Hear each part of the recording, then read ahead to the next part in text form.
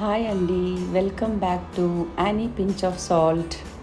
ఇవాళ చేయబోయే recipe sweet dish అండి, గుమ్మడికాయ బొబ్బట్లు. ఎప్పుడు గుమ్మడికాయతోటి ఖీర్ చేస్తామండి, లేకపోతే హల్వా. కానీ కొత్తగా ఏదో ట్రై చేద్దామని ఫస్ట్ టైమే నేను కూడా చేసేది బొబ్బట్లు. కానీ చాలా టేస్ట్గా రుచిగా వచ్చాయండి. నేను ఇక్కడ గుమ్మడికాయ 1/2 కిలో తీసుకున్నానండి. దానిపైన తొక్కంతా తీసేసుకొని సన్న ముక్కలుగా కోసేసుకోవాలండి కడుక్కొని. ఆ తర్వాత కుక్కర్లో వేసుకోవాలండి ముక్కలన్నీ. లో ఫ్లేమ్ పెట్టేసుకొని ఒక 2-3 స్పూన్స్ నెయ్యి వేసుకొని బాగా వేపుకోవాలండి. నెయ్యి అంతా ముక్కలకి పట్టేలాగా కలిపేసుకొని బాగా మీడియం ఫ్లేమ్లో కుక్కర్ మూత పెట్టుకొని ఒక 10-15 మినిట్స్ ఆవిరికి ఉడకనివ్వాలండి. లో ఫ్లేమ్లో స్టీమ్కి బాగా ఉడకనివ్వాలండి. విజిల్ ఏమి రాదండి, కానీ చిన్నగా బాగా ఉడుకుతుందండి ముక్క మెత్తగా అయ్యే వరకు. నీళ్ళు ఏం పోయకూడదండి, అలాగనే స్టీమ్లో అదే ఉడికిపోతుంది. ఇక్కడ చూడండి, బాగా ఉడికిపోయింది. అట్ట ముక్క పట్టుకుంటే మెత్తగా రావాలండి చేతికి. అంతా కలిపెట్టుకోండి. చూడండి, బాగా మెత్తగా అయిపోవాలి అలాగా ముక్క. ఇప్పుడు దాన్ని పక్కన పెట్టేసుకోండి చల్లగా అయ్యేదానికి. ఆ తర్వాత ఒక 1/2 కప్పు శనగపప్పుని కడిగి బాగా నానబెట్టుకొని, ముందుగానే నానబెట్టానండి నేను. అది కుక్కర్లో వేసుకొని ఒక 2-3 విజిల్స్కి ఉడకబెట్టుకోవాలండి, బాగా మెత్తగా అయ్యేలాగా. దాన్ని కూడా తీసి ఆరబెట్టుకోవాలండి. చూడండి, అది పప్పు అనేది బాగా ఉడకాలండి, కొంచెం కూడా పచ్చి ఉండకూడదు మధ్యలో. అలాగా ఉడకబెట్టుకోండి. పప్పు చల్లారిన తర్వాత మిక్సీకి వేసుకొని దాన్ని పౌడర్ చేసుకోండి. పౌడర్ చేసుకున్నాక అక్కడక్కడ ఒక్కొక్క పప్పు అనేది ఉండిపోతుందండి, మిక్సీలో మెదగదు. అందుకని ఒక చిన్న జల్లెడ దాంట్లో వేసి అట్లా రుద్దేసుకుంటే కింద పడుతుందండి వెనక నుంచి. అప్పుడేమో అది ఒక్కటి ఉన్నా కూడా మనము అది బొబ్బట్లు చేసేటప్పుడు అది చపాతి అనేది చిన్నగదండి పూరి. అందుకని ఫైన్ పేస్ట్ చేసేసుకోవాలా గుమ్మడికాయ ప్లస్ శనగపప్పు. నేను ఎలాగైతే చేశానో అలాగే చేయండి, చాలా బాగా వస్తుంది. ఆ రెండు కలిపేసుకోవాలండి. కలిపేసుకొని గ్యాస్ మీద పెట్టేసుకోవాలండి మీడియం ఫ్లేమ్లో పెట్టి కలుపుతూ ఉండాలండి, అడుగంటేస్తుంది లేకుంటే. గుమ్మడికాయ పల్పు మళ్ళా శనగపప్పు అవి రెండు బాగా కలిసేలాగా బాగా ఉండలు లేకుండా కలిపెట్టుకొని ఒక 1/2 కప్పు బెల్లం వేసుకోండి. అందులో బెల్లం వేసుకొని బాగా కలుపుతుండాలండి, లేకపోతే అడుగు అంటేస్తుంది. అందుకని లో ఫ్లేమ్లో పెట్టుకొని అది దగ్గర పడే వరకు అలాగే కలుపుతూ ఉండాలండి. ఒక మినిమం ఒక 10 మినిట్స్ పడుతుందండి అది అయ్యేదానికి. ఆ తర్వాత కోకోనట్ పౌడర్ అండి నేను వేసాను ఇందులో, అది కూడా వేసుకొని కలుపుకోవాలండి. ఒక 1/2 కప్ వేసానండి నేను దాంట్లో. కింద అడుగు అంటకుండా కలుపుతూ ఉండాలండి. అడుగు అంటేస్తే మళ్ళా మాడు వాసన అనేది వస్తుంది, అందుకని కలుపుతూ ఉండండి. కొంచెం టైం పడుతుందండి ఇది. అలాగే కలుపుతూ దగ్గర పడే వరకు కలుపుతుండండి. బెల్లం అనేది మీ చాయిస్ అండి, మీకు ఎంత కావాలో తీపి అంత వేసుకోండి చూసి. ఆ తర్వాత ఒక 2 స్పూన్స్ నెయ్యి వేయండి. నెయ్యి వేసి బాగా కలపండి.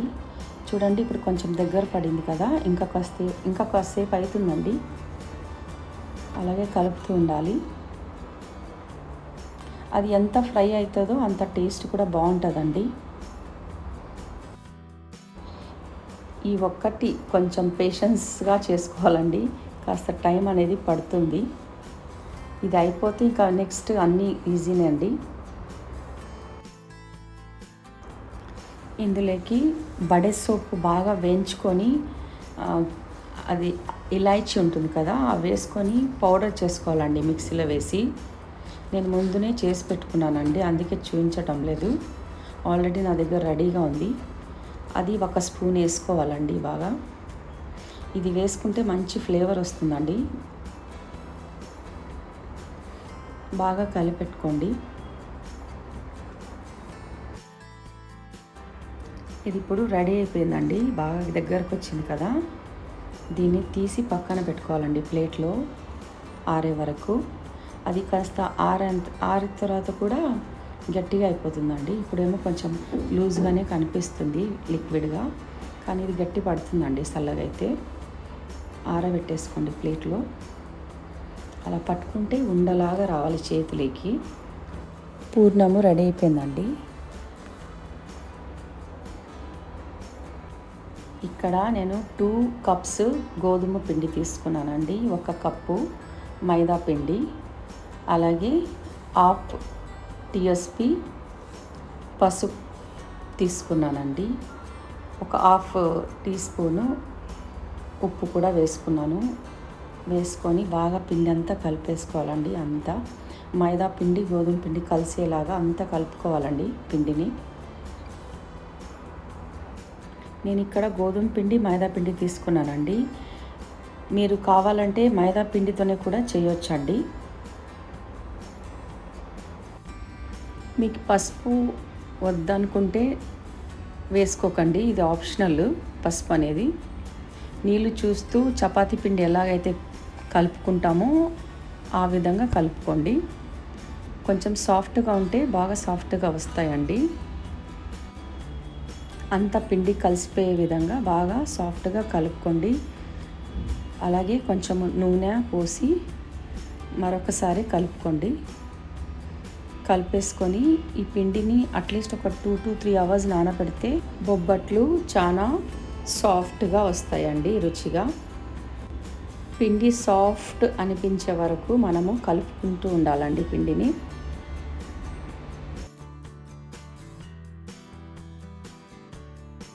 ఆఫ్టర్ 3 అవర్స్ మరొకసారి కలుపుకోవాలండి పిండిని. నూనె వేసుకొని మరొకసారి ఒత్తుకుంటే చాలా సాఫ్ట్గా వస్తుందండి పిండి. నానిన తర్వాత చూడండి, వేలు పెడితే సాఫ్ట్గా పోతుంది కదా, అలాగా.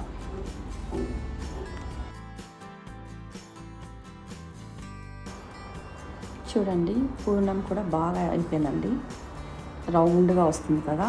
ఇది రెడీ అండి చేసేయడానికి. ఇప్పుడు బొబ్బట్లు చేసుకుందామండి.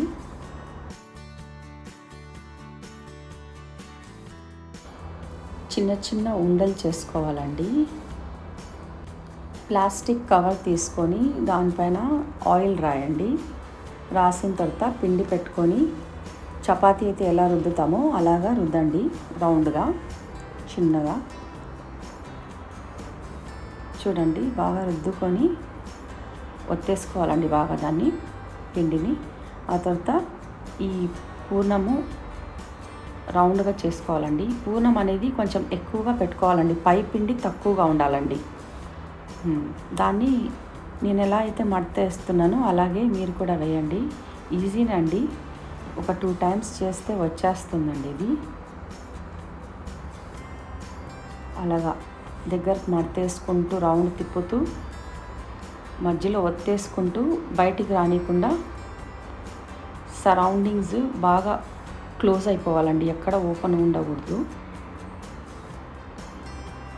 ఇప్పుడు ఏం చేయాలంటే అండి, లైట్గా రుద్దుకోవాలండి. ఎక్కువగా ప్రెషర్ వేసి రుద్దితే బయటికి వచ్చేస్తుంది. లైట్గా పిండి వేసుకొని, నేను ఇక్కడ పిండితోనే రుద్దుతానండి. ఆయిల్తో కూడా చేస్తారండి, కానీ నేను ఆయిల్తో చేయటం లేదు. పిండితోనే మనం ఎలాగైతే చపాతీ చేస్తామో అలాగనే చేస్తున్నానండి నేను. చిన్నగా పల్చగా అంటే లైట్ వెయిట్తో రుద్దాలండి దాన్ని. చాలా డెలికేట్గా ఉంటుంది కదా, లోపల పూర్ణం బయటకు వచ్చేస్తుంది. అందుకని లైట్గా రుద్దుకోండి. అంతా సరౌండింగ్ సేమ్ ఉండాలండి, ఎక్కడ లావుగా థిక్గా ఉండకుండా చూసుకోండి.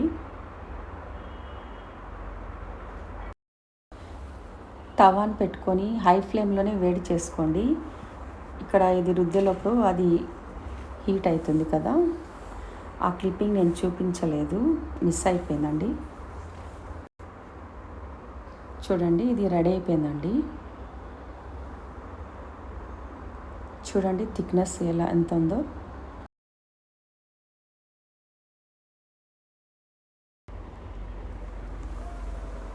ఇప్పుడు ప్యాన్లో వేసుకునేటప్పుడు చూసుకొని వేసుకోండి.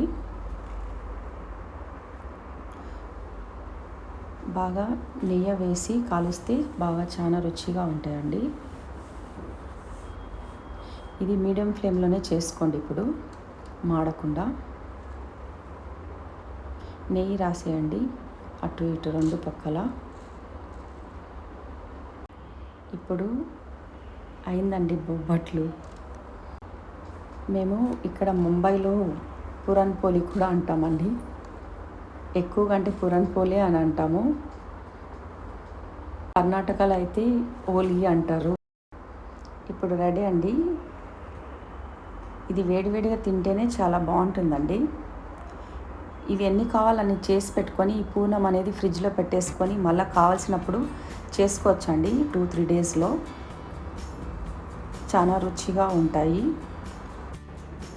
ఇందులో మైదా ఆయిల్ ఎక్కువ వాడలేదండి. మైదా 1/2 కప్పే తీసుకున్నాను. ఆయిల్ అంటూ చాలా తక్కువ వాడానండి. గీ వేసానండి పైన, కాబట్టి ఎవరైనా తినొచ్చండి. మీరు కూడా ఒకసారి ట్రై చేసి ఎలా వచ్చాయో చెప్పండి. మీడియం టు హై ఫ్లేమ్లో చేసుకోండి. వేడి వేడి బొబ్బట్లు రెడీ అండి. నెయ్యి వేసుకొని పైన తింటే చాలా రుచిగా ఉంటుందండి. అలాగే పాలలో కూడా ముంచుకొని తింటే బాగుంటుందండి. మీకు ఎలాగైతే బాగుంటుందో అలా ట్రై చేసి చూడండి.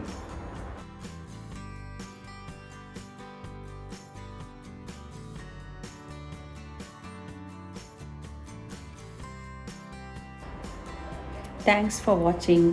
Please subscribe, like and share.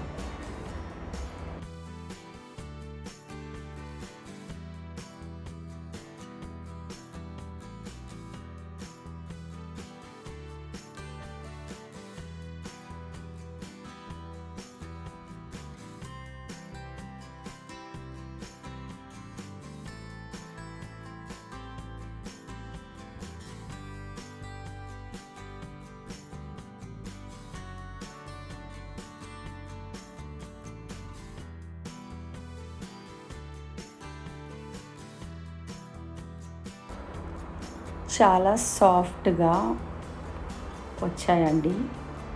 చూడండి ఎట్ట ఫోల్డ్ చేసినా కూడా బాగా ఫోల్డ్ అవుతుంది కదా. తుంచుతుంటే కూడా చాలా సాఫ్ట్గా వస్తుందండి. అలాగా నెయ్యిలో ముంచుకొని తింటే చాలా రుచిగా ఉంటుంది.